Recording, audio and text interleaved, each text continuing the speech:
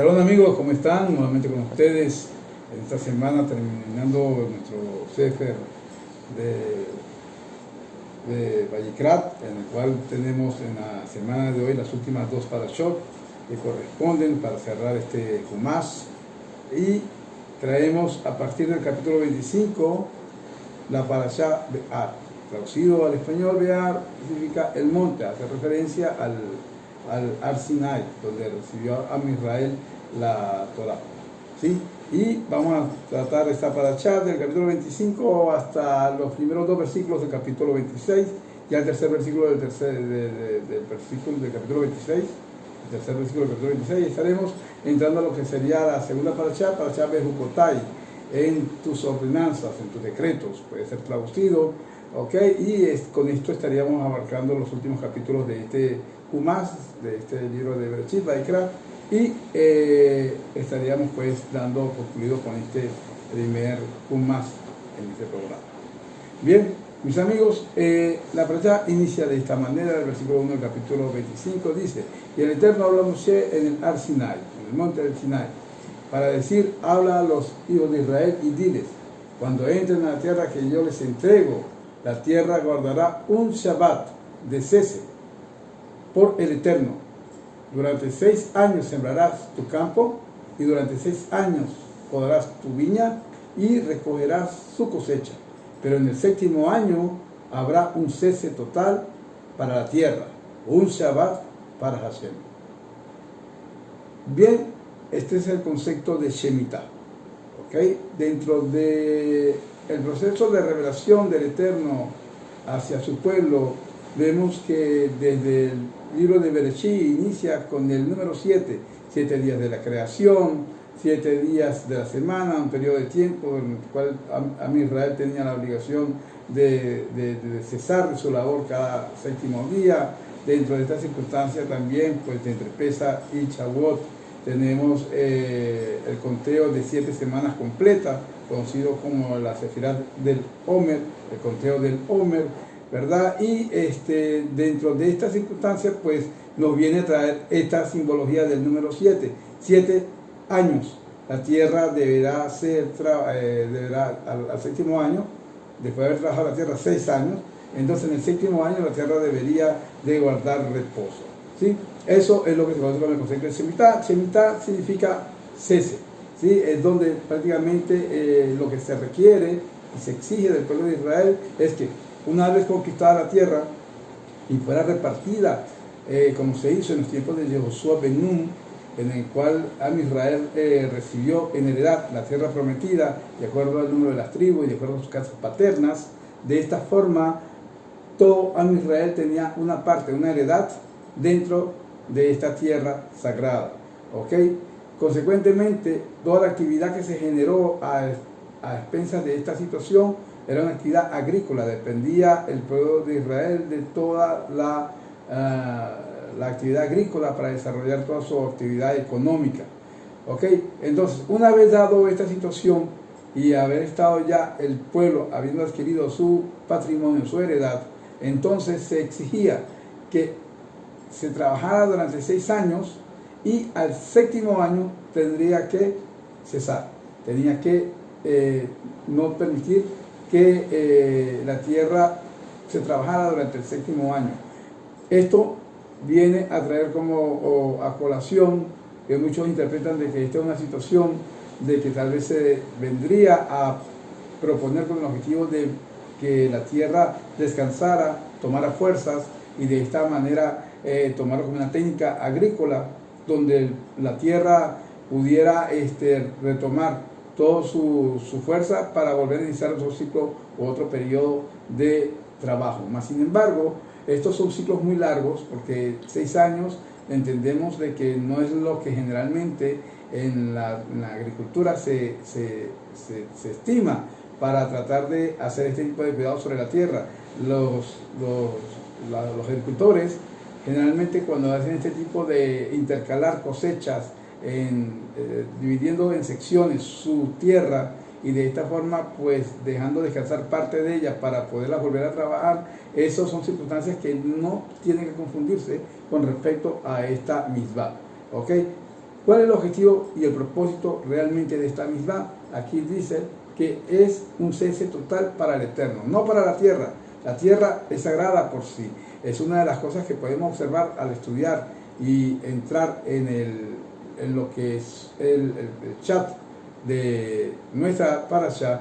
Podemos entender de que más bien para el sexto año, que sería el último año de cada ciclo, la tierra era donde más abundancia daba. Vamos a ver que en ese sexto año se recogía, para finalizar el sexto año, para todo el séptimo y todo el octavo, incluso para comer incluso en el noveno año, cuando todavía estaba en el proceso de arado y de siembra. ¿Okay? Entonces durante 3 años la tierra producía su fruto en el año sexto. Por consecuencia vemos que la tierra de Israel no se desgastaba o no perdía su vitalidad por el hecho de tener años consecutivos de trabajo. Y por lo tanto, este ciclo de Shemitah, este año de cese, lo que viene es a tratar de determinar otras circunstancias. ¿Qué circunstancias? Vamos a ver. Vamos a entender de que entre todas las normas que habían para esta situación, todo lo que se producía en los campos tenía que el propietario del campo darlo en esker, que es el término que se utiliza para decir que lo das por olvidado, ¿sí? Renuncias a ese patrimonio, o renuncias a esa cosecha, a esa situación que, aunque haya nacido dentro de tu territorio, el fruto que se dé y lo que se dé, incluso porque se dé cultivos que no se han trabajado en función de siembra, sino que semilla que caiga o frutos que caigan y que generen fruto o actividad agrícola coincidencial, sobre ese fruto tampoco podía el dueño del campo tener provecho. Entonces, más allá, o sea, provecho más allá de que pues, lógicamente podía comer, pero no solamente él, sino tenía que comer su esclavo, podía comer sus obreros, podía comer sus animales, podían comer sus vecinos, el pobre, el extranjero que habitaba en medio de ellos y que no tuviera recursos para comer, podía venir y consumir de este producto. Entonces, ¿qué es lo que realmente nos enseña la Shemitah? La Shemitah nos enseña sobre todo lo que es la confianza en el Eterno, ¿okay? La que es Bitachon Hashem, porque dentro de esta circunstancia que se da, es difícil para la mente humana, que es sumamente aviva y que es sumamente perspicaz, determinar, pues si menos trabajo menos tengo, y si yo determino de no trabajar durante un año, entonces lógicamente que mi patrimonio va a sufrir. Mas sin embargo, dentro de esta situación el Eterno promete que no va a ser así, que por el contrario, que en la medida en que el pueblo de Israel estuviera observando estas leyes de la Shemitah, iba a poder experimentar la fidelidad y la abundancia que el Eterno deseaba darles. Entonces, básicamente, el objetivo de la Shemitah era desarrollar la fe a través de la confianza en el Eterno. Dentro de esta situación, el pueblo de Israel tenía que reconocer que realmente la tierra que había sido en heredad dada a ellos, para que fuera dada después a sus hijos de forma perpetua, tendría que pasar esto de generación en generación. Aún así, el pueblo tenía que reconocer que la tierra le pertenecía, era a Dios, ¿sí? Dentro de las circunstancias que se buscaba con este ejercicio de la Shemitah, era que el hombre que tuviera en posición, digamos, de beneficio, en el aspecto de que tuviera todavía la productividad agrícola en ella y que no padeciera generalmente de necesidades, pudiera durante ese año sentir cómo podía percibir el prójimo, el necesitado, la viuda, el huérfano, el extranjero, las circunstancias de no tener el recurso para poder sustentarse. Entonces, durante este año, el dueño de la tierra, de la propiedad, estaba experimentando la misma situación. Por otro lado, dentro de esa situación, como decíamos hace rato, era para demostrar la calidad de esta tierra. Esta es una tierra santa, que da frutos de forma incondicional, tiene una fuerza que no es comparada con ninguna otra tierra. Y por último, pues entender que el hombre tiene que reconocer que Dios es su creador, que es el que dirige el mundo y que Él es el que nos sustenta y nos da de acuerdo a nuestras necesidades, ¿sí? Entonces, en la perspectiva humana siempre tenemos la intención de que pensamos de que lo que yo tengo, lo tengo porque es un producto de mi trabajo, de mi esfuerzo, de mi perspicacia. No es así. Lo que nosotros tenemos es el producto de la bondad de Dios que nos da de acuerdo al propósito que Él tiene para con nosotros. Por lo tanto, debemos ser buenos administradores, debemos ser conscientes de que todo recurso que llega a nuestras manos es porque tiene el objetivo de que sea útil de acuerdo al propósito que Dios tiene para nuestras vidas. Bien, entonces, ya en el versículo 8 de este capítulo 25, vamos a entrar en la descripción de el Yobel, que es el Yobel, traducido como jubileo. ¿Ok? El jubileo era un cese de tiempo que contenía un periodo de Shemitah. Es decir, explicándolo de esta manera, la Shemitah no se podría establecer si no se estaba rigiendo el establecimiento del tiempo para el Yobel, para el jubileo, ¿sí? Entonces, esto determinaba que dentro del jubileo tendría que haber un proceso de 7 Shemitot, es decir, que tenían que haber pasado o transcurrido 7 periodos de 7 años donde la tierra haya tenido este respeto, el hombre del pueblo haya tenido ese respeto por la tierra y había hecho descansar durante este periodo. Entonces, una vez llegado al año 49, en el último Yobel de ese ciclo, en la última Shemitah de ese ciclo, entonces en el año 50 del ciclo, entonces se declaraba la emancipación de la tierra. ¿En qué consistía esto? Esto consistía básicamente en que si la persona había tenido una situación de desventaja y había perdido su patrimonio y había visto en la necesidad de vender su propiedad, su casa, incluso en la circunstancia penosa de que el hombre incluso haya tenido que llegar a venderse a sí mismo como esclavo, entonces una vez que llegaba el jubileo, el pueblo de Israel se preparaba para hacer una liberación de toda esta situación.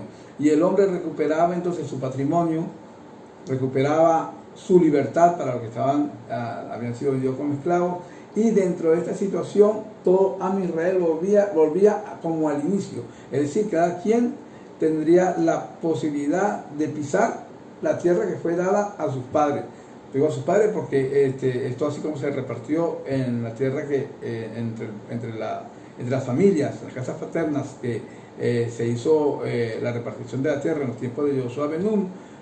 Lógicamente estos traspasaban esas propiedades dentro de sus descendencias, y por lo tanto una de las características es que la tierra no se podía vender nunca a perpetuidad. Vamos a ver que cuando las personas por algunas circunstancias querían vender su tierra, ellos lo que prácticamente vendían era el derecho de trabajar la tierra. Es decir, por decreto de la Torá no se puede traspasar la tierra en forma de perpetuidad. ¿Qué se podía hacer si necesitaba yo vender la tierra?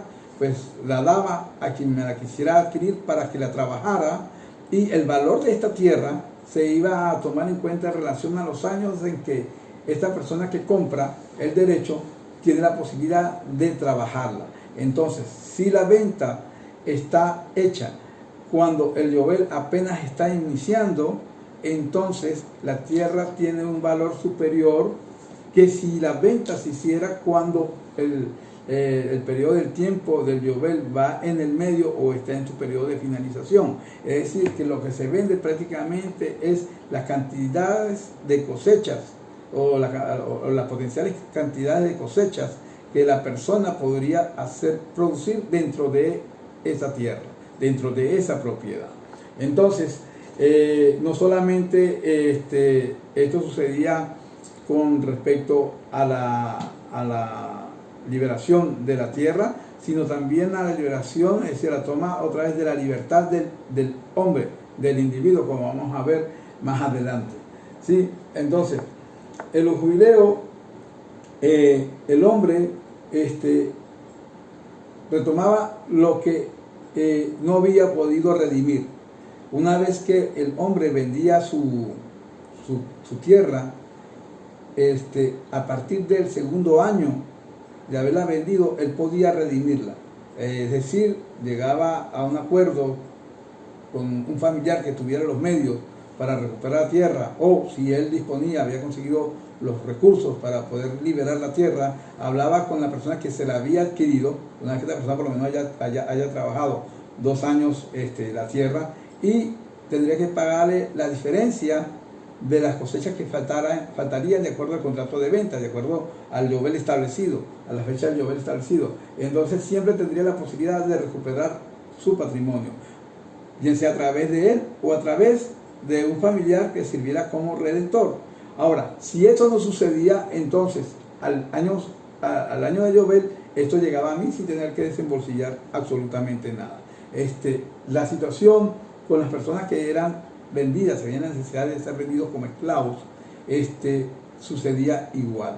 Cuando estamos hablando aquí de esclavos, estamos hablando del siervo hibrid, es decir, no del esclavo del Ebed cananí, del esclavo cananeo, sino del Ebed hibrid, que sucedía que cuando generalmente sucedía que las personas perdían su capacidad de sostenerse, vendían primero su tierra, muchos vendían incluso a sus hijas y veces para que como siervas también de alguna familia que pudiera terminar de formar, y él tendría que irse también a vender como un siervo. ¿Okay? Entonces la calidad de este siervo hibrid es muy distinta a la del siervo, a la del esclavo cananeo. Es decir, era más que todo como un empleado, y la persona que lo adquiría, lógicamente, como vamos a ver más adelante, tenía que no hacerlo sentir en condiciones de situación pesada.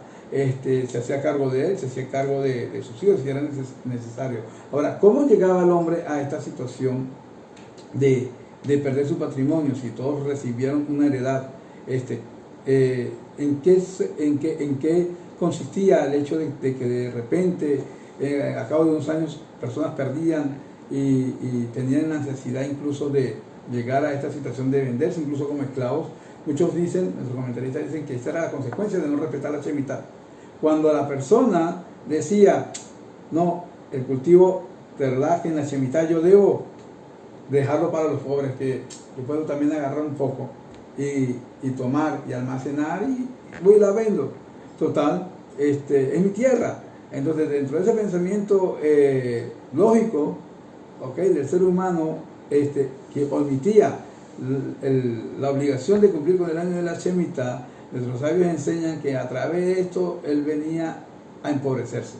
Venía a empobrecerse y por lo tanto vendía su casa, vendía su tierra, y tenía que él también pasar, hay veces, como siervo y perder su libertad por el hecho de no haber respetado esta situación de la Shemitah.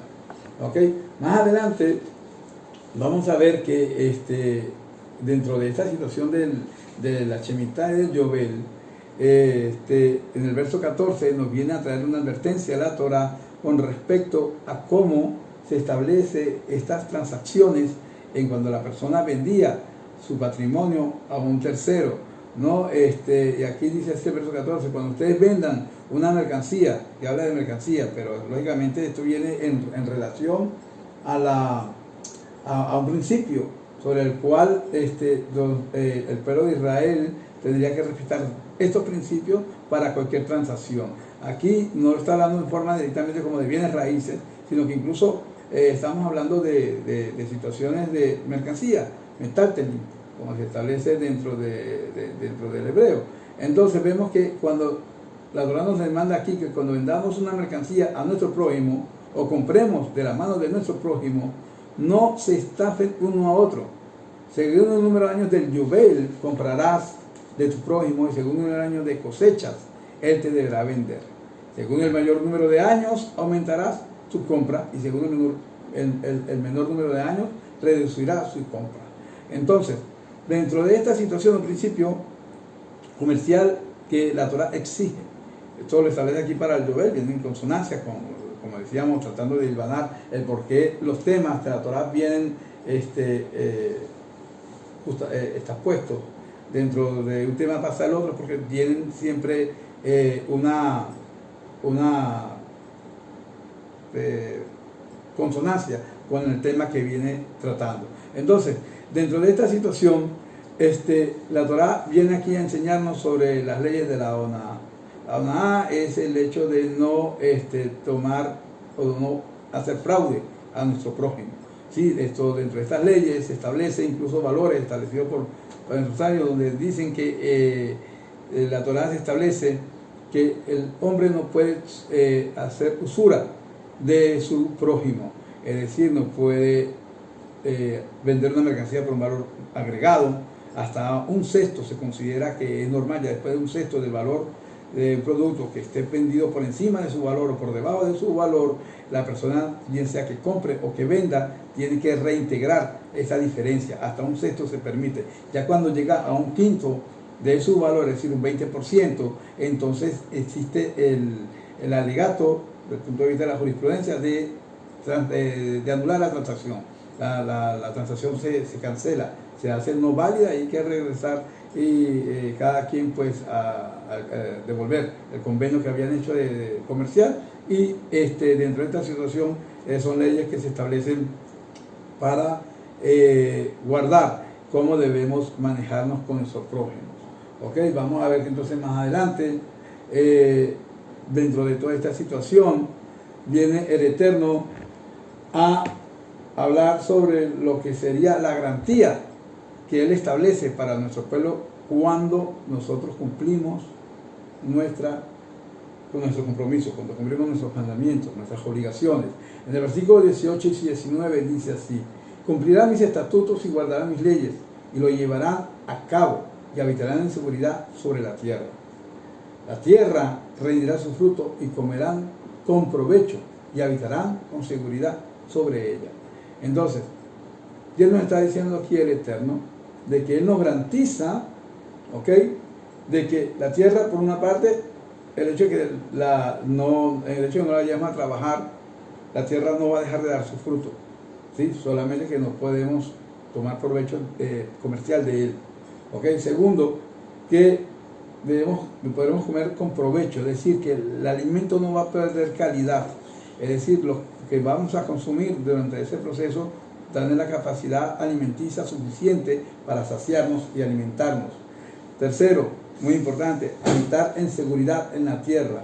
Entonces, dentro de todas estas situaciones, vemos que dentro del versículo 20 está lo que es el pensamiento del hombre. Dice: y si ustedes dicen, ¿qué comeremos en este séptimo año? De aquí que no sembraremos, ni es aquí que no sembraremos ni guardaremos nuestra cosecha. Entonces, de ese pensamiento el Eterno dice: yo mandaré mi bendición para ustedes con el sexto año, y la tierra producirá una cosecha suficiente para los 3 años. Bien, entonces esto es sumamente importante. Es de lo que estábamos hablando en principio, en nuestra introducción, es la confianza en el Eterno. Nosotros debemos estar claros, y de esto se trata el ejercicio de fe, de que debemos estar confiadamente en que el Eterno es quien provee siempre nuestra situación. Como en los tiempos de nuestros pueblos y nuestros padres en el desierto, durante estos 40 años, la generación del desierto no se preocupaba que iban a comer al día siguiente. El principio era así, pero después se dieron de cuenta de que el Eterno no los abandonaba. Cada mañana podían salir y podían recoger lo que necesitaban del man. No podían recoger de más, ¿ok?, porque se dañaba. El único día que se le permitía consumir de más era el día sexto, para poder tener suficiente para no tener que salir a recoger el día de descanso. Por lo tanto, es lo mismo. Dentro de esta Shemitah se rigen los mismos principios. Dentro de esta situación, el Eterno nos llama a que aprendamos a asumir confianza y desarrollar nuestra fe en función a esta confianza para no tener que llegar a la situación de empobrecernos, porque dentro de esta situación, en el momento en que el hombre no reconoce la supervisión divina, prácticamente es como que deniega de su creencia, es decir, es como si no creyera a Dios, como quien negara a Dios, pues le está diciendo, no confío en lo que me estás diciendo. Entonces, de ahí que el cumplimiento de las misbot tienen ese factor importante. Una misbot no solamente nos trae bendición dentro de este plano físico, sino trae una bendición sumamente espiritual, que es sumamente más importante y es la razón por la cual venimos a este mundo a trabajar. ¿Sí? Trabajamos a Dios en función de esa situación, de ese desarrollo. En esa búsqueda es el objetivo del hombre y su estancia dentro de este mundo. Bien, entonces vemos aquí más adelante que en el verso 25 vamos a hablar aquí sobre lo que era la redención de los campos. Ya los hablamos, la forma como se establecía la redención del campo después del segundo año. ¿Qué pasaba si la persona vendía su casa? ¿Okay? El verso 29, si un hombre vende una casa residencial, esto dependía.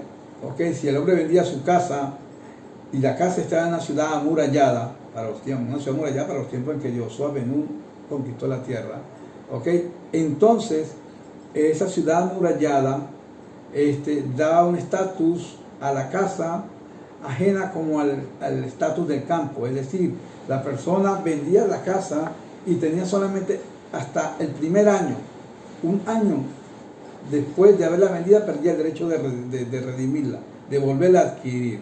Entonces, en las casas de las ciudades amuralladas, cuando una persona la vendía, tenía que recuperar su casa durante ese primer año que él vendió, a través de sus recursos o a través de un familiar que le permitiera redimir su residencia. Si no, la persona que compraba adquiría en perpetuidad. ¿Okay? Esto es en el caso de las ciudades amuralladas. Ahora, ¿qué pasa en las ciudades de los campos que están en campo abierto? Pues su ley es distinta, porque básicamente forma parte del mismo, del mismo terreno, de la misma heredad, del patrimonio que recibieron de sus padres. Por lo tanto, entonces la ley aplica de forma distinta. En este caso, la casa que está habitada en un campo, esa se podía adquirir y redimir durante todo el proceso hasta llegar el tiempo del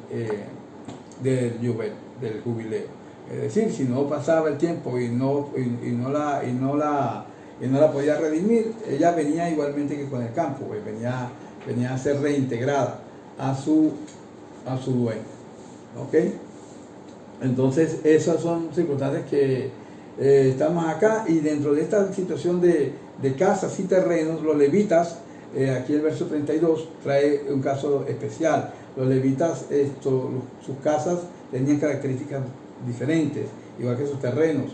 Ellos solamente no tenían sino estas propiedades que les fueron dadas en función a lo que los hijos de Israel recibieron como patrimonio y otorgaron para que los levitas tuvieran sus ciudades y pudieran establecer su sistema de vida y subsistencia dentro de la tierra, en medio del pueblo. Entonces ellos, a diferencia de las otras leyes, ellos siempre tendrían la posibilidad de rescatar de forma permanente. En el momento en que pudieran hacerlo, podían determinar, no importa si la casa le había venido y era una ciudad amurallada o no era una ciudad amurallada, no importaba si él no quería esperar 2 años para que pudiera recuperar el terreno. Todas estas circunstancias tenían sus excepciones cuando llegaba el levita a necesitar redimir sus propiedades y no tenían caducidad, se podía hacerlo siempre de forma constante, y si no, pues entonces esperaba hasta el llover también y regresaba a su patrimonio. ¿Okay? Entonces, vemos entonces que el verso 35 nos habla de dar nuestra mano a nuestro prójimo. Dice así el pastor: si tu hermano empobrece y sus medios se tambalean cerca de ti, si tu hermano empobrece y sus medios se tambalean cerca de ti, deberás sostenerlo, ya sea un prosélito o un residente, para que sí pueda vivir contigo. Es decir, aquí la misma de dar nuestra mano a nuestro prójimo.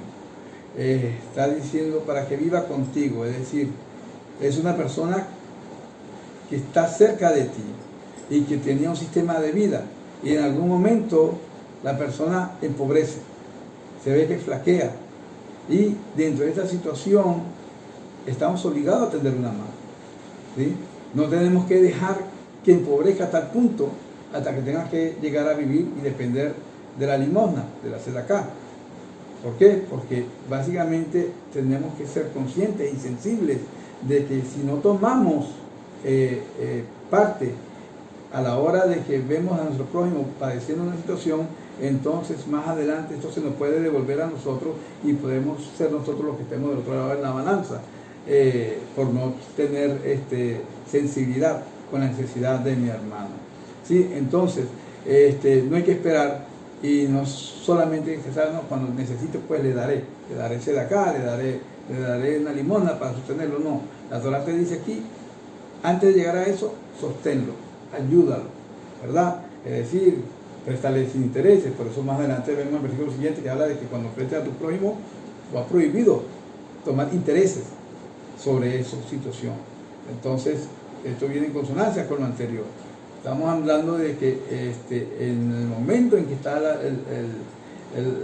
mi prójimo en una situación de desventaja, mi intención es ayudarlo. Hay muchas formas de poder ayudarlo, no solamente la sedacá, hay formas en que tú le puedes decir, mira, te doy el dinero, te presto, anda, invierte en tu negocio, trabájalo, ¿ok? Y si eso le parece embarazoso, pues la mejor forma, creo que decirle, bueno, mira, que te está dinero, haz un negocio y vamos y trabajemos juntos, pues vamos a trabajar, y de esta forma pues él no sentiría vergüenza de recibir bien sea el préstamo o la ayuda, entendiendo pues de que le estás valorando en cuanto a su capacidad y que crees que tiene la capacidad para poder salir adelante. Entonces, no tomar dinero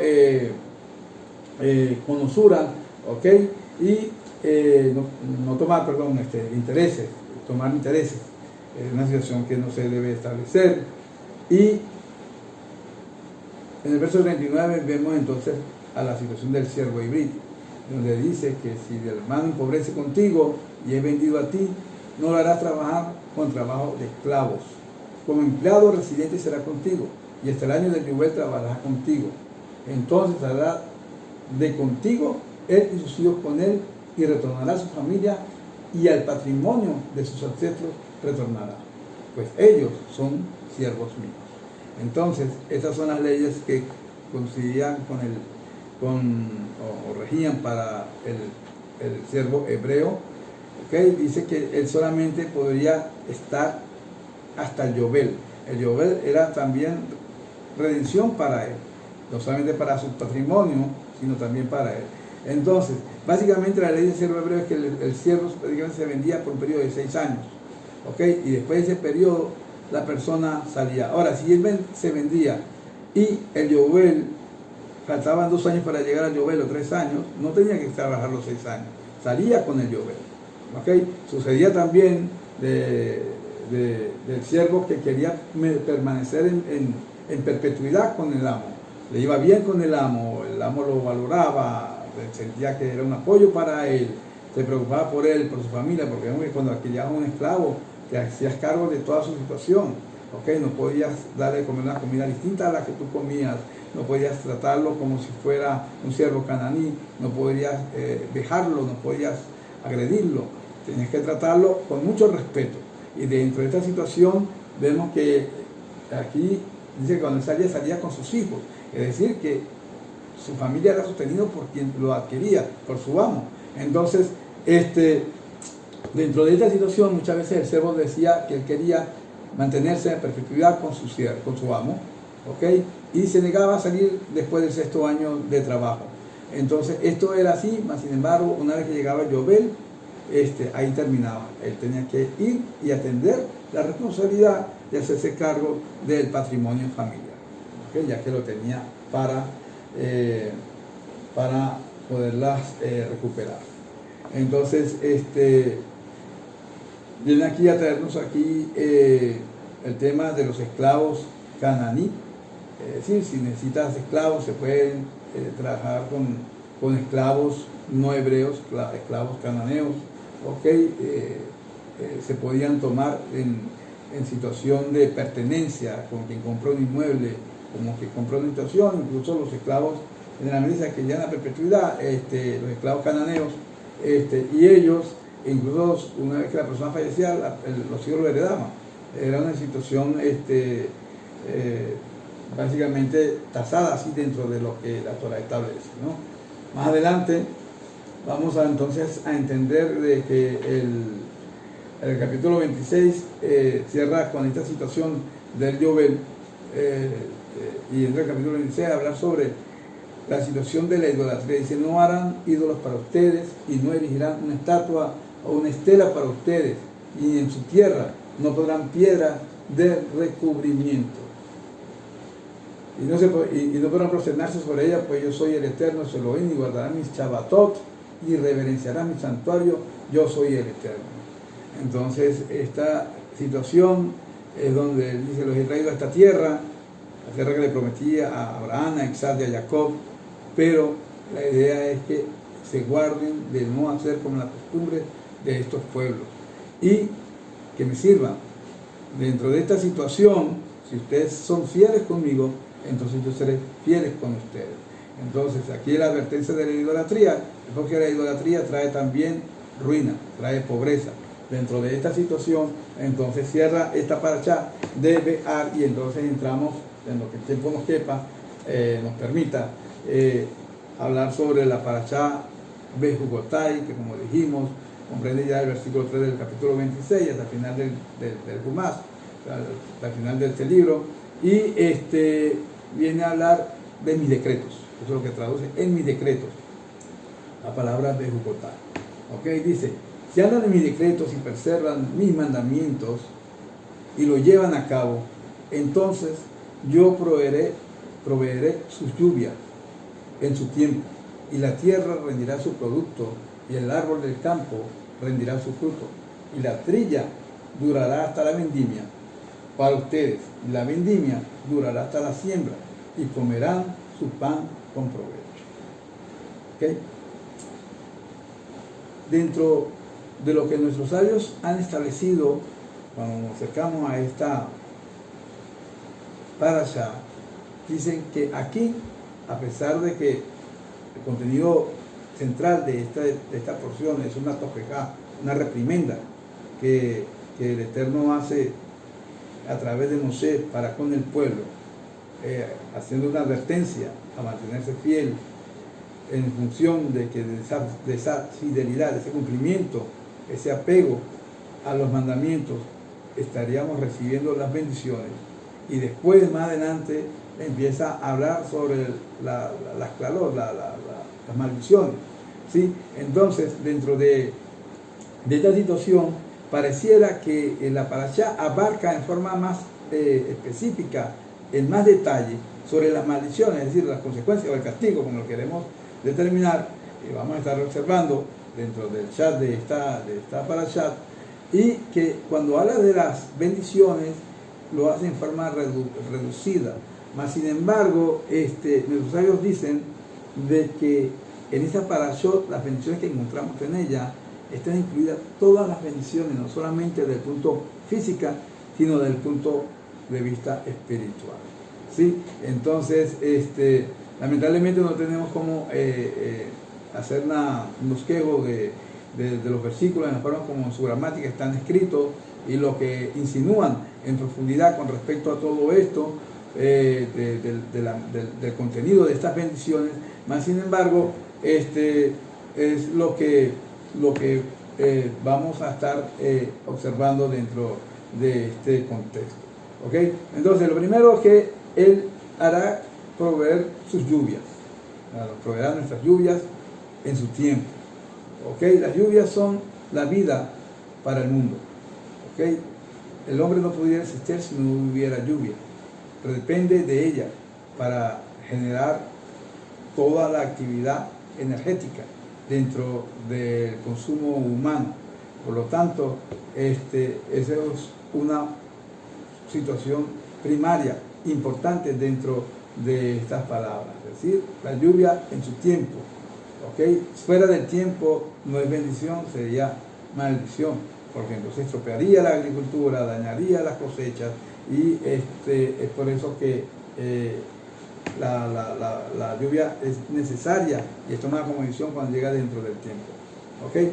Esto de que las cosechas serán abundantes y que dentro de cada etapa y etapa del proceso agrícola iba a haber siempre sustento, esto lo venimos observando ya de la paracha anterior, ¿okay? Que determina que de alguna u otra manera, pues dentro del cumplimiento de la misma siempre íbamos a tener la capacidad de proveer, pues, sustento y bendición a nuestras vidas. Después dice en el verso 6, finalmente en el verso 5, perdón, dice que habitaremos con seguridad en nuestra tierra. Verso 6 dice: y les daré paz en la tierra de Israel, y ustedes se asentarán sin que nadie les amedrente, y haré cesar el animal salvaje de la tierra, y la espada no pasará por su tierra, y perseguirán a sus enemigos, y ellos caerán ante ustedes por la espada. 5 de ustedes perseguirán a 100, y 100 de ustedes perseguirán a 10.000, y sus enemigos caerán ante ustedes por la espada. Este es un lenguaje que podemos tomar de forma literal, así sucedió. Nos sentamos a ver las crónicas, el libro de los reyes, a Israel cuando en el tiempo de la conquista, todo esto llegó a suceder, ¿sí? Mas sin embargo aquí se habla también en forma alegórica sobre los tiempos mesiánicos, de forma alegórica sobre el mundo venidero. Por eso que no siempre tenemos que tomar el relato de la Torá en forma textual. Mas sin embargo, puntos a destacar dentro de esta parashá es que en la medida en que nosotros guardemos nuestra fidelidad para con el Eterno y el cumplimiento de su misbot, ¿sí?, estaremos habitando en seguridad en la tierra. Y nos dará paz en la tierra. Shalom. ¿Okay? La palabra shalom es una palabra que viene derivada de la misma palabra shalem, completo. De hecho, shalom es uno de los nombres de Dios, ¿sí? Entonces, a lo largo de la escritura podemos ver en Job que el Eterno hace la paz, ¿okay?, en las alturas, ¿okay?, con los cuerpos celestes hace la paz, con los ángeles hace la paz. Entonces, esto lo vemos en Job. Dice que él es somos un receptáculo de paz, ¿okay? Y eso lo vemos en los Salmos. Cuando los Kohanim bendicen al pueblo de Israel, ellos cierran la bendición con que el deseo de que se establezca el shalom en medio del pueblo. Cuando rezamos la midá,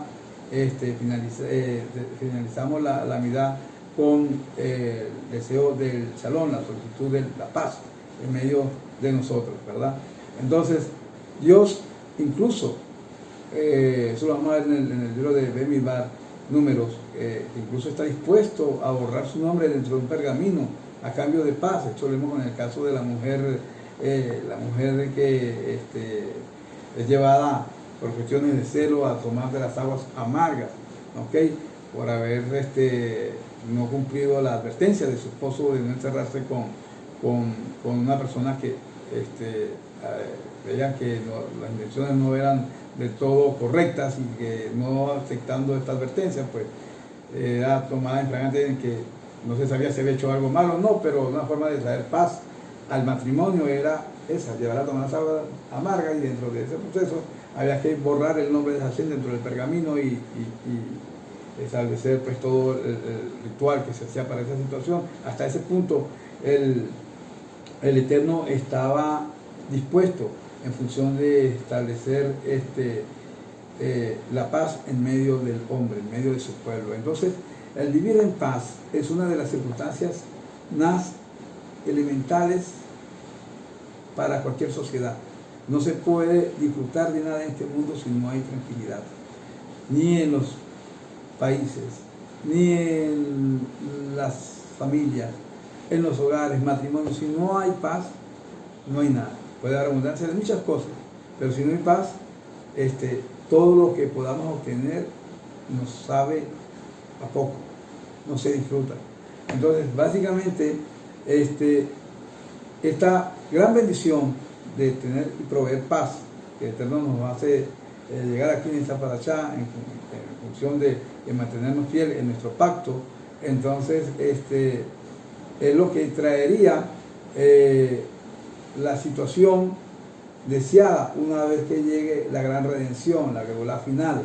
¿Okay? Por eso decíamos de que estos procesos que hemos vivido y hemos avanzado pues en los tiempos actuales, Am Israel vive dentro de su tierra, se están dando en esos momentos de la historia contemporánea pasos sumamente importantes que pareciera que vamos llegando prácticamente a los tiempos de nuestra gran redención, y yo lo creo así, lo creemos así, de hecho debe creerlo así. Entonces, dentro de estas circunstancias que observamos, entendemos que aún todavía no podemos disfrutar de esta situación de forma completa. Tenemos problemas con nuestros vecinos, tenemos problemas con la gente que, bueno, me refiero a los países que están alrededor nuestro.